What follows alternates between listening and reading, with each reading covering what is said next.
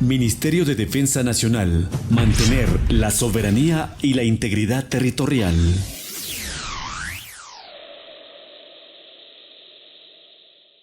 Gracias a todos, a todas las personas aquí presentes. Señor Comandante General de las Fuerzas Armadas, General Miguel Sol, señor General de División Carlos Obando, Comandante General de la Fuerza Terrestre, Vicealmirante Luis Garamilla, Comandante de la Fuerza Naval, Brigadier General Raúl Banderas, Comandante General de la Fuerza Aérea, señores generales, almirantes de las Fuerzas Armadas, señores oficiales superiores, subalternos de las Fuerzas Armadas, señoras, señoritas, señores voluntarios, tripulantes, aerotécnicos, distinguidos ciudadanos todos. Como ustedes conocen, estoy pocos días en el Ministerio de Defensa y me parece que es mi deber poder dialogar con ustedes desde el comienzo. Mucho más, como lo ha dicho el general Garzón, cuando hay indicios, hay evidencias, hay información de gente que quiere desinformarnos, que quiere seguramente confrontarnos al gobierno con las Fuerzas Armadas, que les quiere generar seguramente algún nivel de conflictividad a base de supuestos, a base de mentiras, a base de desinformaciones. ¿Hay algún problema con el audio?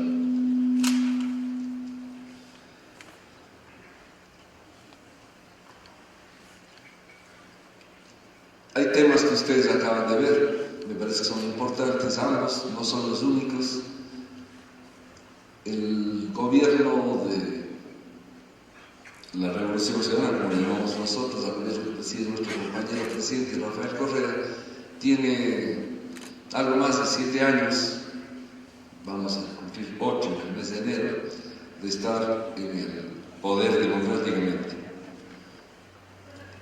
No debería haber razones para nosotros, realmente las evidencias son tantas que no deberían haber razones para que alguien se pueda sentir vulnerable estando en las Fuerzas Armadas y solamente comparando el tiempo equivalente, 7 años, 8 meses contra 7 años, 8 meses hacia atrás.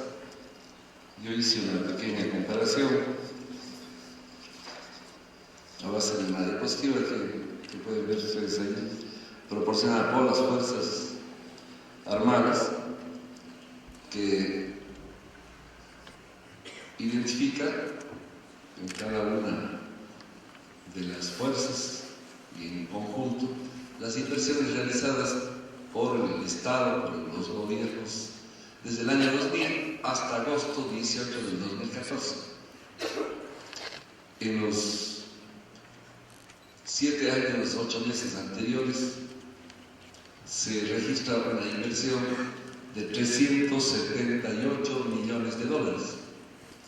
En los 7 años, 8 meses de nuestro gobierno, se reflejan 1.838 millones de dólares. Sabiendo que el año 2014 todavía no acaba, por ahora, hasta ahora, desde el 2000, el 2014 parcialmente, tenemos una inversión 4.86 veces superior. Y estoy absolutamente seguro, solamente con la adquisición de radares que estamos haciendo, ayer se entregaron las ofertas, que estamos sobre 5 veces más de lo que se hizo en los 8 años anteriores, en los 7 años anteriores. Cifras como esas son suficientes.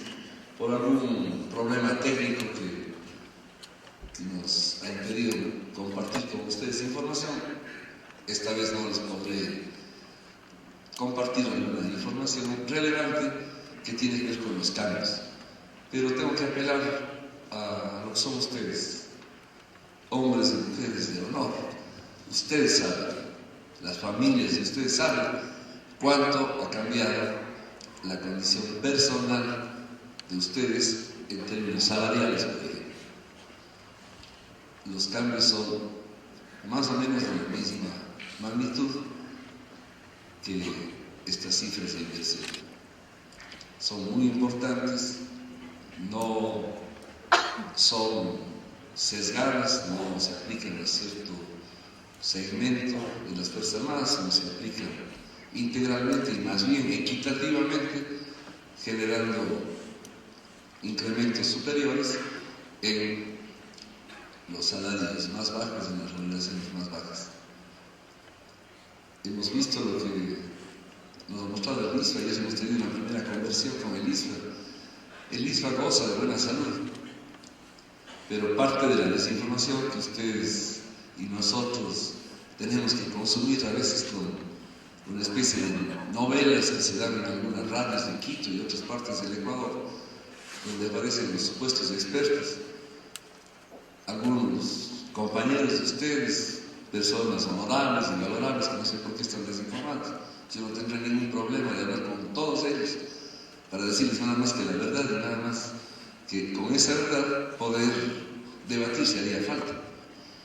Pero no sé cuál es el empeño, cuál es la intención, cuál es el verdadero móvil para querer desinformar, para hacer estas radionovelas que pretenden imaginar el desmantelamiento de las Fuerzas Armadas.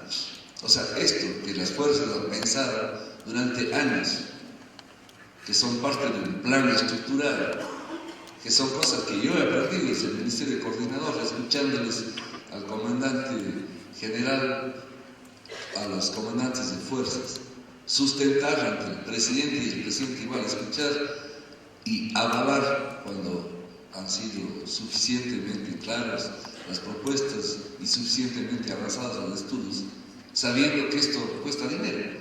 Cualquier persona que conoce mínimamente de economía no tendría sentido mover divisiones, mover brigadas, mover todas las instalaciones militares, que cuesta dinero, pudiendo no gastar absolutamente nada. Pero no se trata de ver las cosas estáticamente, se trata de pensar comprometidamente de que las Fuerzas Armadas del año 2014, las Fuerzas Armadas ecuatorianas del siglo XXI, tienen escenarios y amenazas diferentes de las que tenían las Fuerzas Armadas 20, 30, 50 años atrás. Sin que signifique que no haya cosas que se deben mantener, que haya que repotenciar, que haya que mejorar, que haya que incrementar todas las capacidades operativas. Pero hay unas cosas que hace 10 años ni siquiera nos imaginábamos. Cuando hace 10 años se hablaba de ciberdefensa, posiblemente eso parecía que era solo para los países ultradesarrollados, para las grandes potencias que estaban años atrás en la Guerra Fría. Hoy día hablar de ciberdefensa es fundamental para defender las soberanías que tiene el Ecuador, nuestra información, nuestros recursos naturales, nuestras capacidades energéticas. Hoy día se manejan, gracias a la tecnología, por medios que podrían ser fácilmente atentados.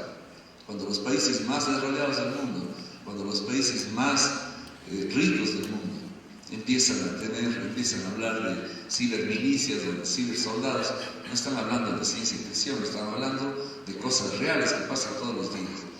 Y eso tenemos que ser responsables.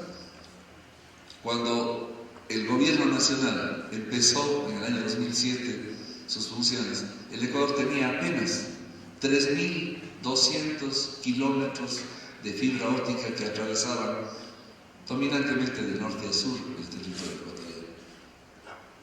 Hace pocas semanas que con el presidente inauguramos el ECU 911 en Nueva Loja, a ese día teníamos contabilizadas 49.000 kilómetros de fibra óptica, pero las comunicaciones de las Fuerzas Armadas no están a la altura de las que tiene el ECU, y eso es inconcebible en un país que realmente les tiene a ustedes el puesto que les debe tener.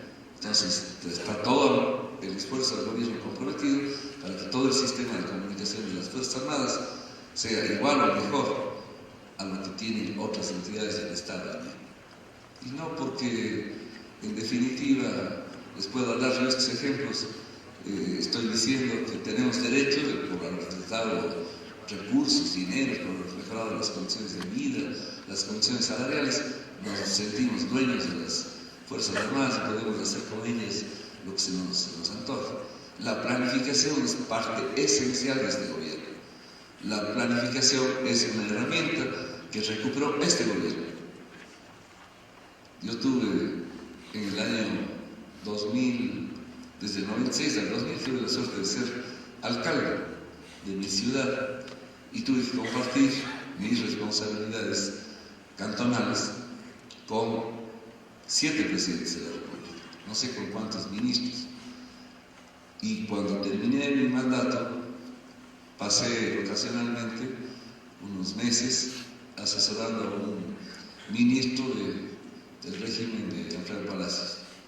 Estuve 3 meses en el Ministerio de Economía y tenía pena de tener que dialogar con los alcaldes, algunos compañeros míos con el estudio de funciones, y tener que pedir a una supuesta oficina de planificación las prioridades de los proyectos. Literalmente la oficina de planificación del Ecuador funcionaba debajo de la grada del Palacio Presidencial. Hoy día la central es respetable aquí en todas partes del mundo, porque gracias a la planificación hemos recuperado las mejores capacidades de inversión. Gracias a la planificación podremos hacer visibles y viables muchos de los anhelos reprimidos, estancados, que las Fuerzas Armadas han venido reclamando desde la década pasada, desde el siglo anterior. No han sido ocasionales, creo que son también planificados, los rumores también son planificadas, estas estrategias para confundirnos, seguramente también para tratar de confrontarnos, pero no vamos a caer en ese tipo de provocaciones. Creo que la verdad, dicha sin aspavientos, la verdad, ojalá con cifras y la verdad con hechos, será suficiente razón para enfrentar a los que no lo tienen. El tema de la seguridad social. Si algún gobierno ya ha pasado la historia por pensar en la seguridad social de manera diferente, es el gobierno presidido por Rafael Correa. También tuve la suerte de terminar presidiendo la Asamblea Nacional de Montecristi, en la que el Ecuador se dio la nueva Constitución del 2008. Esa Constitución garantiza por todos los flancos, realmente no hay espacio que haya olvidado la Constitución en términos de garantías de derechos de las personas, independientemente de sus condiciones, independientemente de su edad, independientemente de su situación económica. El ser humano es la esencia de nuestra Constitución, principio y fin de la propia razón de existir de un país y una nación como la nuestra. En esa Constitución se habla de algo que sigue siendo una aspiración y un deseo, la universalización de la seguridad social. Pero yo no sé si por ignorancia o por mala fe, o por las dos cosas simultáneamente, hay gente que quiere entender la universalización de la seguridad social como una especie de trampa que se les hace a los que hoy día ya tenemos seguridad social para, perjudicándonos a nosotros, darles beneficios a otros. Tuve también la oportunidad de pasar 10 meses en el Instituto Ecuatoriano de Seguridad Social. Hice una visita a Europa a ver a nuestros hermanos migrantes y en una sala como esta, no con tanta gente, pero con la mitad. Recibí durante 3 o 4 horas intervenciones múltiples de ciudadanos que vivían en el exterior, querían acogerse a lo escrito en la Constitución y escrito también en la Ley de Seguridad Social, y me decían cosas que les tengo que contar para que vean que también la desinformación llega más allá de nuestro propio país. A esas personas que no estaban pretendiendo conectarse con el Ecuador para su futuro, para su regreso, que fueron expulsadas por los malos gobiernos, por la brutal situación que vivimos con la debacle del cierre bancario, del feriado bancario, a esas personas que expulsamos a nuestro país, más de 2 millones de compatriotas que fueron brutalmente expulsados del Ecuador, están pensando en retornar con todo lo difícil que ello significa, porque muchos se casaron allá, muchos tuvieron sus hijos allá, muchas personas llevaron a sus familias y hicieron su vida. 15 años en el exterior no son poca cosa. Es difícil cuando se tiene hijos de esa edad pensar en el retorno fácil, pero de alguna manera estaban pensando. Y la gente que se fue, los que fueron antes a los Estados Unidos, a otras partes del mundo, se iban pensando, entre otras cosas, en acumular algo de dinero y hacer su propia casa. Esas personas que estaban pensando en una situación que hoy día les garantiza la Constitución, querían afiliarse al IES, querían pagarle al IES voluntariamente. ¿Qué les decía la burocracia? Que tienen que hacerse un examen de salud, un examen médico. Efectivamente, algunos se sometían a la tortura de los trámites burocráticos y les decía el médico que tienen hipertensión o que tienen diabetes. Bueno, por eso mismo seguramente estaban pensando en que era una buena opción a su retorno al Ecuador tener la seguridad social y afiliarse voluntariamente. Y que allá les estaba costando dinero y le estaban pidiendo que nadie les pague. Pues había una letra pequeña y un reglamento escrito por algún burócrata que decía que a las que tienen enfermedades crónicas, y la diabetes es crónica, la hipertensión es crónica, el reumatismo es crónico, y todas estas cosas que en definitiva no significan que uno está impedido de reclamar los derechos, pues simplemente les negaban. ¿Cuántos afiliados llegó a tener el Ecuador en el exterior? Llegó a tener 1.582 ecuatorianos, cuando sabemos que hay más de 3 millones de personas. Entonces, la seguridad universal de la que habla la Constitución es para nuestros hermanos que están en el exterior también. Y eso no es oneroso para el Ecuador, no es oneroso para el IES, porque más bien solo vamos a recibir dinero y ellos algún día se beneficiarán. ¿Cuál era quizá el cambio que podían tener? Es que podían, así estén en el exterior, a las 36 aportaciones después de los 3 años, solicitar un crédito hipotecario y a lo mejor fabricarse la casa de sus sueños, como toda familia pretende siempre que construya un hogar. Les tengo que decir estas cosas porque extrañamente cuando logramos nosotros desarmar toda esta cantidad de obstáculos, ustedes también se acordarán, hace pocos meses atrás, se armó toda una campaña de prensa en donde se inventaron todas las cosas posibles que se pueden inventar de una entidad de seguridad social como el IES. Esa vez le tocó el turno al IES.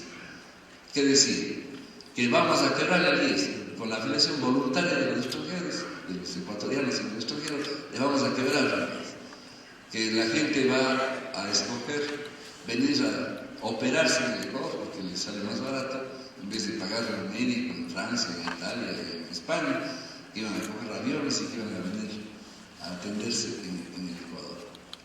Eso decían los periódicos más importantes y más leídos de este país. A la gente no les creyó.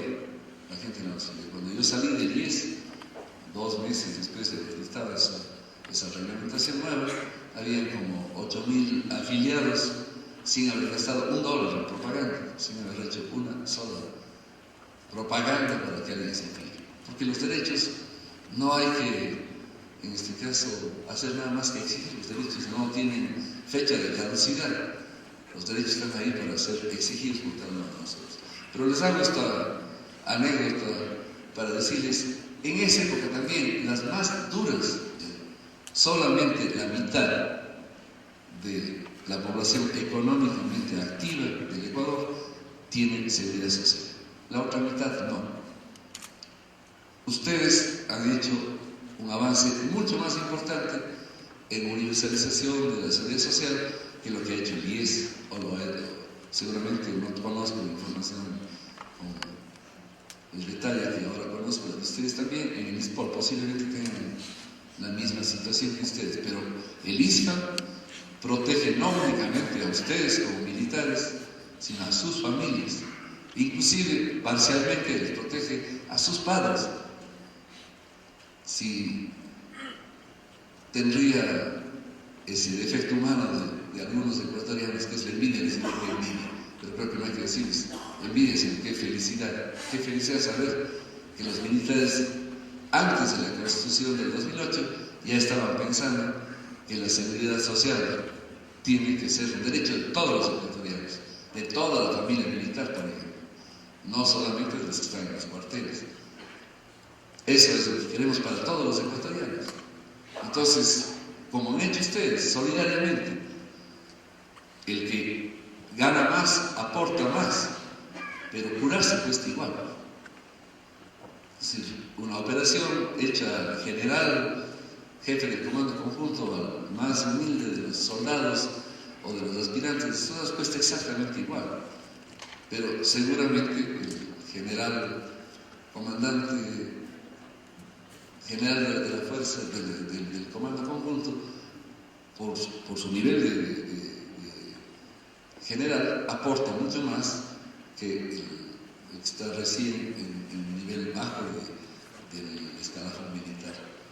Eso se llama solidaridad, eso se llama justicia en cualquier parte del mundo. El que más tiene, más contribuye. Solo así se pueden entender los sistemas de seguridad social. Hay otras formas en el mundo entero que son el equivalente de nuestro refrán popular de que cada uno baila con su pañuelo. Entonces, vemos sociedades en el mundo entero que el que tiene plata se cura y el otro se muere. Pues el Ecuador trata de no imitar ese tipo de errores sociales, sino tratamos de que todos absolutamente tengan acceso a la salud, que ya está garantizada en la Constitución y que es gratuita para todo el mundo. Pero eso que sea gratuita no nos exime a nosotros de poder contribuir con un pago mensual en las entidades de seguridad social, como son ahora las tres que tenemos, y es ISFA, ISPOL, para colaborar para que ese esfuerzo del Estado a través del Ministerio de Salud sea para las personas que realmente tienen menos posibilidades, que no tienen posibilidades de estar atendidos en los niveles de la seguridad social que hoy día protege a la mitad de los ecuatorianos. Eso es la seguridad social. Que las amas de casa, nosotros tenemos una concepción del trabajo que es absolutamente diferente de la concepción mercantilista del trabajo.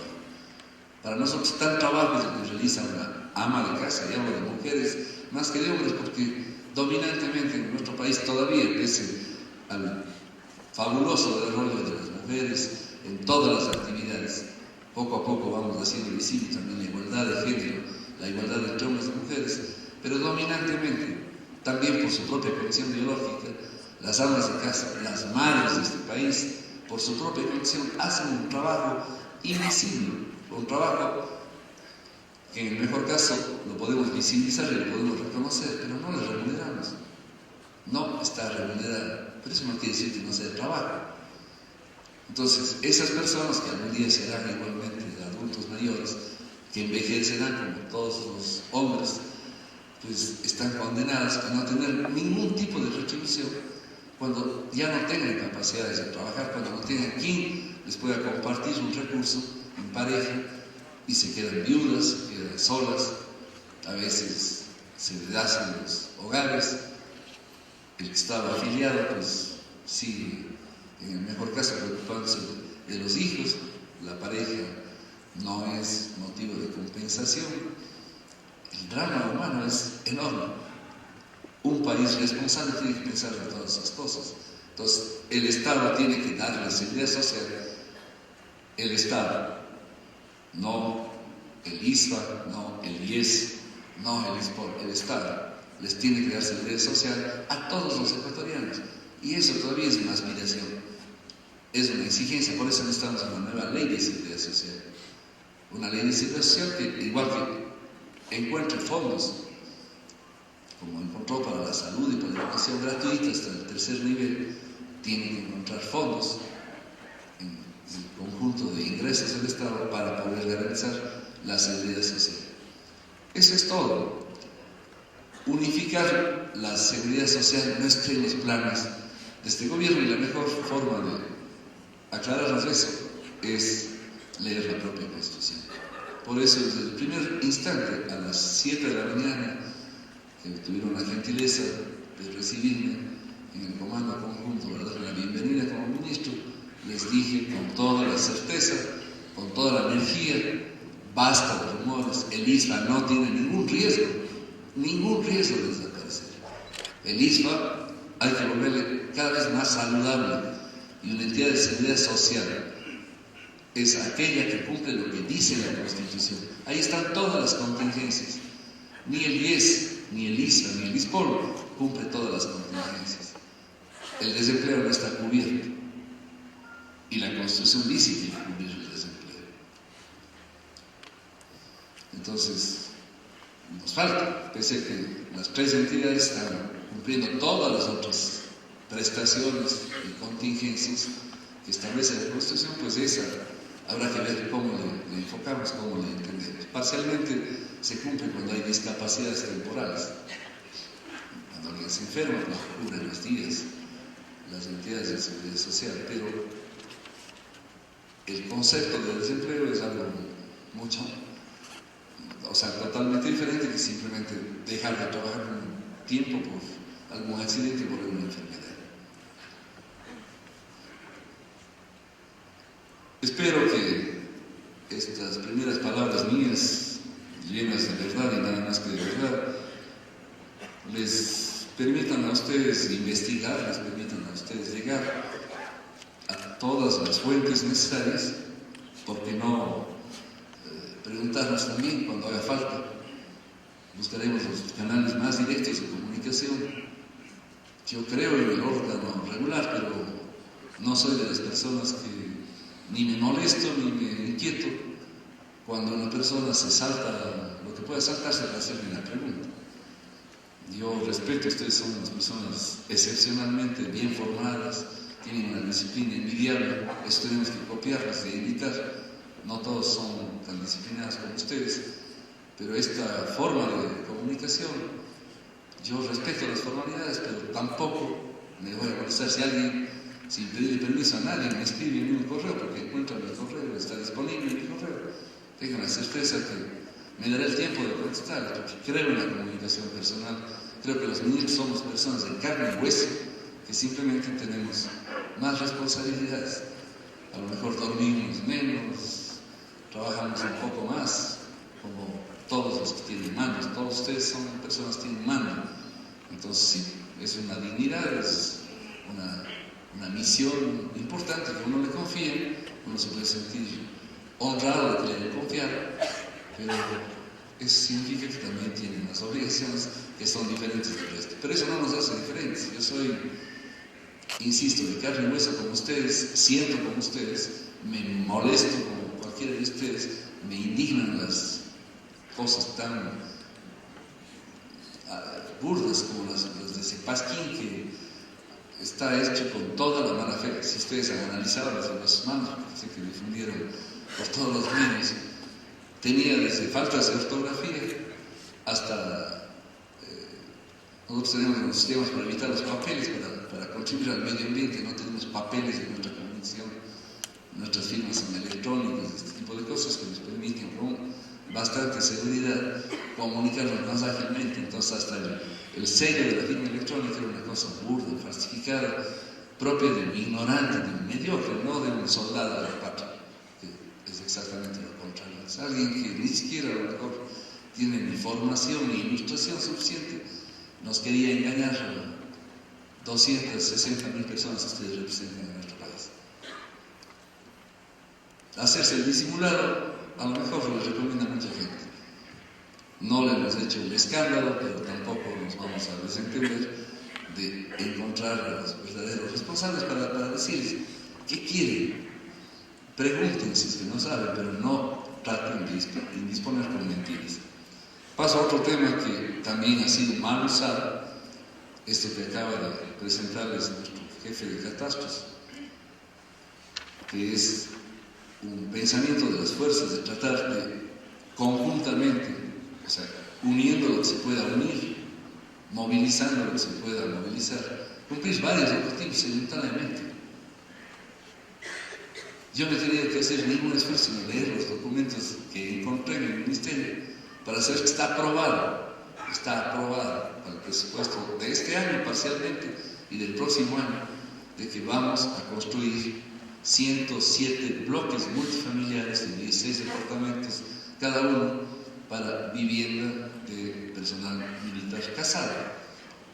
¿Para qué hacemos eso? Para que las condiciones de vida de ustedes y sus familias sean cada vez mejores, porque las obligaciones militares a veces obligan a localizarse por 2 años en alguna provincia que no es la de origen o no es el sitio habitual de residencia de ustedes. Cuando pensamos que tenemos que construir 5.700 nuevas camas en dormitorios para solteros, estamos pensando también en las condiciones de vida de todos y cada uno de ustedes. Cuando el propio presidente en alguna visita que ha hecho a las guarniciones, a las divisiones militares, ha reclamado por las condiciones de la cocina, del comedor, de los baños, es porque está pensando que ustedes están todos los días ahí y que las mismas características que tiene el presidente en el Palacio Presidencial la podemos tener en aseo, en capacidad, en calidad en las guarniciones militares. Entonces, estamos pensando en ustedes como personas, estamos pensando que tienen tareas difíciles, que tienen misiones cada vez más exigentes, que ser militar es una enorme responsabilidad de la patria y que tienen que tener todo el apoyo del Estado, del gobierno. Pero tampoco nos podemos olvidar de darles todas las posibilidades para que cumplan bien su trabajo. Entonces hay que potenciar las capacidades operativas. Por eso hay 5 veces más inversión que en los 8 gobiernos anteriores. No es una casualidad, es una forma planificada de estar cerca de ustedes. ¿Dónde pueden estar los síntomas de que les queremos agredir, que les queremos desconocer, que les queremos desmantelar? No se me puede a mí imaginar. A los compañeros que están en la mesa directiva les consta que en el taller con el presidente, la propuesta que ellos tenían para Cuenca, que es mi ciudad, era otra. Pretendían a la tercera división de Ejército Tarqui llevarle al Fuerte Calderón. Al final daban llevarte al Fuerte Calderón y prácticamente se concentraban todos en el Fuerte Calderón. Yo, respetuosamente, a la ministra de Defensa en ese momento y al presidente de la República, les dije, como iban a hacer un sobrevuelo en Loja y el presidente iba a estar en Cuenca, les invité a que hagan un sobrevuelo y podamos evaluar otra posibilidad: relocalizar todas las 3 instalaciones militares en un cuarto lugar. ¿Para qué? Porque están demasiado encerrados por la ciudad. Creo que hasta estratégicamente no es adecuado. Para la facilidad vial de la red principal de la Panamericana, le tuvieron que desviar a la carretera y pasarse al territorio que era del batallón Dávalos. Entonces quedaron flanqueados por carreteras antigua Panamericana y nueva Panamericana. No creo que sea el mejor sitio, pues así compartían también algunos compañeros militares que tenían. Entonces, entre todos, sin hacer nada, no es porque yo tenía una idea y porque soy urbanista o arquitecto, la mía era mejor, no, simplemente a todos les pareció que era una buena posibilidad, pero adicionalmente ese día aprovechamos para abrir otra oportunidad, que es la que Esteban nos acaba de decir. Esas 600 y pico de hectáreas que le vamos a ceder porque no necesitamos, no porque nos están quitando, ni porque nadie nos está desmantelando, porque no necesitamos. Eso es de las Fuerzas Armadas. Pero sí, el Estado es una sola, entonces lo mismo da que sea de las Fuerzas Armadas o del Ministerio de Educación. Sí, así tenemos que entender. El Estado es la sociedad ecuatoriana y los territorios no deberían tener ni valor, pero más allá de nuestra voluntad la tienen. Entonces, se puede contribuir con una cantidad de cosas para hacer parques, para hacer vivienda, la propia vivienda fiscal se da en esos territorios, no necesariamente dentro, la vivienda para casados, no necesariamente estarán dentro de las instalaciones militares pueden quedar fuera, cercanas, en las ciudades, pero no necesariamente dentro de las instalaciones militares, y vivienda para todo el mundo. Esos terrenos son parte de la vivienda y hoy día se especula. Al tener 120 hectáreas en Cuenca, eso